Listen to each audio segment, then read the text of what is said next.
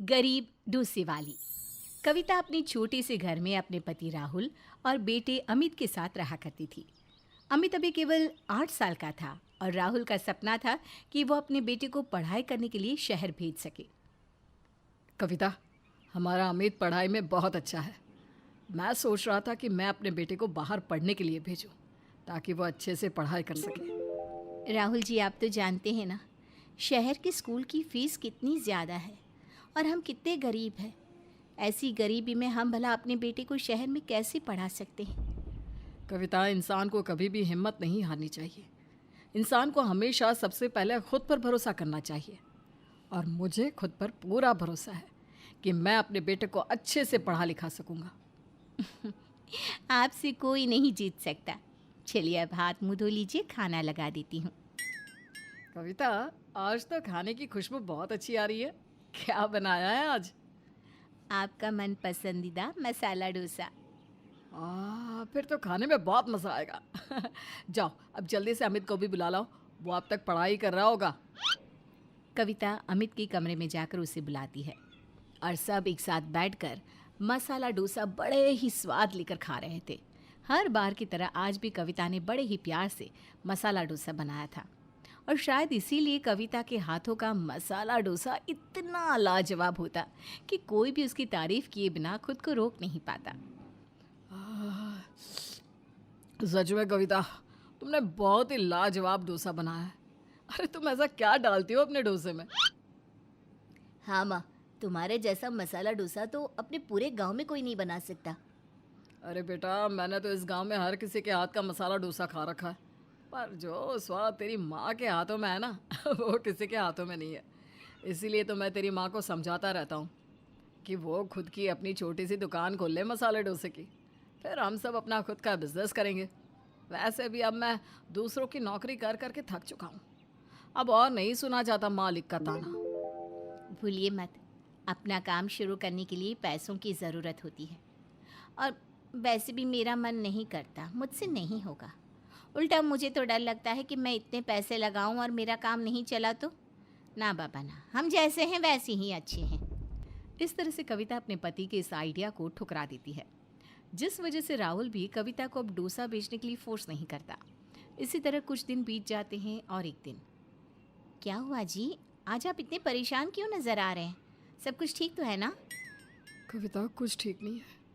अमित 8वीं पास करने वाला है। मैंने सोचा था कि इस साल जब हमारा अमित 8वीं की परीक्षा दे देगा तो मैं उसे शहर भेज दूंगा, पर पर मेरी नौकरी चली गई। लगता है अब मेरा सपना अधूरा रह जाएगा। आप ऐसा क्यों कहते हैं? नौकरी ही तो थी, एक गई है दूसरी मिल जाएगी और आपका सपना भी ज़रूर पूरा होगा। क्या हुआ अगर इस साल हमारा बेटा शहर पढ़ने के लिए नहीं जा पाएगा? हम 10वीं पास होने के बाद उसे शहर भेज देंगे। कविता की बात सुनकर राहुल कुछ नहीं कहता। अब इसी तरह से 3-4 दिन बीत जाते हैं और एक दिन राहुल कविता से कहता है। कविता, मैंने कुछ पैसे इस साल जोड़ कर रखे थे अमित को शहर पढ़ाई करने के लिए, लेकिन अब वो तो नहीं जा पाएगा। तो मैं सोच रहा हूँ कि क्यों ना हम एक दुकान किराए पर ले लें और तुम्हारे हाथों का बना मसाला डोसा बेचें। देखना, तुम्हारे हाथों के बने मसाले डोसे बहुत जल्द पूरे गांव में फेमस हो जाएंगे और हमारी बहुत अच्छी आमदनी भी होगी। राहुल जी, आप बात को समझती क्यों नहीं हैं?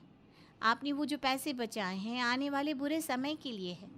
अगर आप उन पैसों को ऐसे कामों में लगा देंगे तो वो बर्बाद हो जाएंगे। आप जानते हैं ना कि मेरे बस की नहीं है अपने डोसे का बिजनेस करना। मैंने कभी भी इतने लोगों के लिए मसाला डोसा नहीं बनाया और अगर मैं नहीं कर पाई तो हमारे सारे पैसे डूब जाएंगे, हम रोड पर आ जाएंगे। कविता, एक बार हिम्मत तो करो। अगर तुम इसी तरह से डरती रहोगी तो आगे कैसे बढ़ोगी? राहुल कविता को काफ़ी समझाता है, पर कविता उसकी एक नहीं सुनती। वहीं दूसरी ओर काम ना मिलने की वजह से राहुल अब डिप्रेशन में चला जाता है और एक दिन जब राहुल काम की तलाश में रोड पर जाता है तो उसका एक्सीडेंट हो जाता है और मौके पर ही उसकी मौत हो जाती है। राहुल के जाने के बाद कविता पर दुखों का पहाड़ टूट पड़ता है। कविता के लिए अब अकेले घर चला पाना मुश्किल हो रहा था, इसलिए वो राहुल के बचाए हुए सभी पैसे भी खर्च कर देती है। राहुल ने जो बचत करी थी वो सारी खत्म हो गई। अब मैं उनका सपना कैसे पूरा करूंगी? अपनी हालत देखकर तो मुझे लगता है कि अमित को आगे पढ़ा पाना भी मेरे लिए मुश्किल है। कविता ये सब कुछ सोचकर परेशान हो ही रही थी, तभी वहाँ अमित आ जाता है। अपनी माँ को परेशान देखकर उससे कहता है, माँ तुम इतनी परेशान क्यों हो? कविता अपनी सारी परेशानी अमित को बताती है, जिसके बाद अमित अपनी माँ से कहता है, माँ तुमने इतनी गरीबी, इतना दुख देखा है, खुद पर भरोसा रखो, कोशिश करने वालों की कभी हार नहीं होती। और तुम चाहती हो ना कि पापा का सपना पूरा हो, इसलिए मेरी मानो, बचे हुए इन पैसों से और अपने गहनों को बेचकर पापा का सपना पूरा करो और मसाला डोसा बेचना शुरू करो। मैं आपके साथ हूँ। अब कविता के पास और कोई रास्ता भी नहीं था। वो अपने बेटे के साथ मिलकर थोड़े पैसों से एक छोटी सी रेहड़ी लेती है और घर के बाहर मसाला डोसा बेचने लगती है। कुछ ही दिन बाद वो शाम को बाजार में जाकर भी मसाला डोसा बेचने लगती है। इसी तरह से 6 महीने के अंदर अंदर कविता के ग्राहक बन जाते हैं। अब वो सुबह शाम कविता से ही मसाला डोसा लेते और इस तरह से कविता का मसाला डोसा भी फेमस हो जाता है। ऐसे ही एक दिन, कमाई तो अच्छी हो गई है, लगता है इस साल अमित के पापा का सपना पूरा हो जाएगा। इस बार 10वीं की परीक्षा देते ही मैं अमित को शहर भेज दूंगी और अकेले ही अपना मसाला डोसा बेचने का काम देखूंगी। कविता ये सब सोच रही होती है कि तभी वहाँ अमित आता है और अपनी माँ के चेहरे पर खुशी देखकर कहता है, माँ आज तो तुम बहुत खुश हो, क्या बात है? अमित बेटा, मुझे लगता था मैं ये काम नहीं कर पाऊंगी, पर तेरे साथ की वजह से आज मुझ में इतना आत्मविश्वास आ चुका है कि अब मैं अकेले अपना मसाला डोसा बेचने का काम कर सकती हूँ। हमारी आमदनी भी पहले से काफ़ी अच्छी हो गई है, तो मैं सोच रही हूँ कि अब तुझे आगे की पढ़ाई करने के लिए शहर भेज दूँ। तेरे पापा भी तो यही चाहते थे कि तू शहर जाकर पढ़े लिखे और एक बहुत बड़ा आदमी बने। पर माँ, मैं आपको ऐसे अकेला छोड़कर कैसे जा सकता हूँ? इस समय पर तो आपको मेरी बहुत ज़रूरत है। अमित बेटा तू फिक्र ना कर, अब तेरी माँ डरपोक नहीं रही। तूने अपनी माँ को आत्मनिर्भर बना दिया है। तुझे नहीं पता, पर मैंने किराए पर दुकान खरीद ली है और आज ही मेरे पास 2 औरतें आई थी। उन दोनों को मैंने अपने पास काम पर भी रख लिया है। अब तेरी गैर मौजूदगी में वो दोनों औरतें मेरी मदद करेंगी और बदले में मैं उन्हें तनख्वाह दूंगी। ये सब कुछ सुनकर अमित को बहुत अच्छा लगता है और उसे खुशी मिलती है कि उसके पापा का सपना पूरा हुआ। बस अब क्या था, अब हंसते हंसते अमित शहर जाता है, खूब पढ़ाई करता है।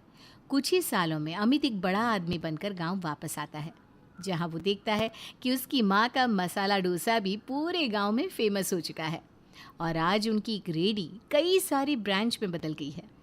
इस तरह डरपोक कविता आत्मनिर्भर बनती है और ऊंचाई के आसमान को छूती है।